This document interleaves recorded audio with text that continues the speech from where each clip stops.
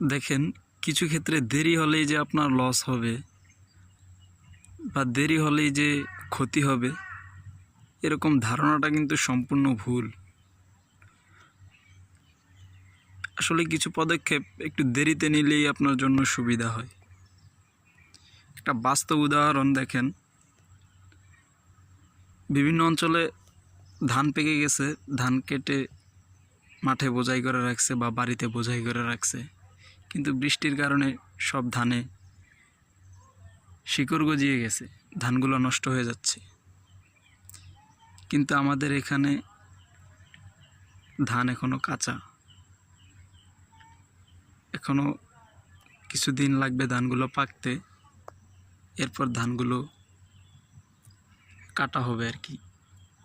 তো যেটা বলতে চাচ্ছিলাম,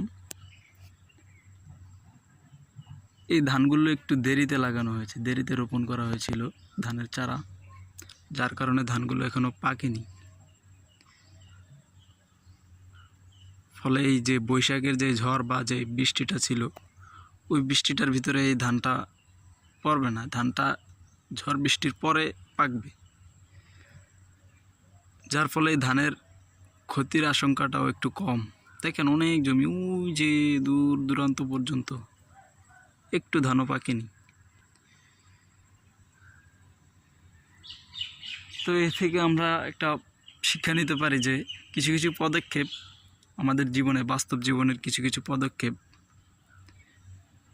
একটু দেরিতে নিলেও সমস্যা নেই, বা সকল পদক্ষেপই যে আপনি দেরিতে নেবেন এরকমও কথা না। যেই সময়ে, সঠিক সময়ে সঠিক পদক্ষেপটা আপনার নেওয়া উচিত সকল ক্ষেত্রেই। এটা তো বললাম একটা, মনে করেন যে বাস্তব উদাহরণ, মানে বোঝানোর জন্য ধান দিয়ে আপনাদেরকে বোঝাচ্ছি। আসলে আমাদের জীবনে চলার পথে নানান রকম সিদ্ধান্ত নিতে হয়।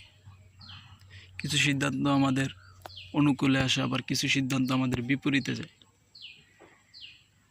তো সঠিক সময়ে যদি আমরা সঠিক সিদ্ধান্ত নিতে পারি, তাহলে আমাদের ক্ষতির সম্ভাবনাটা একটু কমই হয়। এটাই হলো মূলত আজকে মূল কথা আমার এই।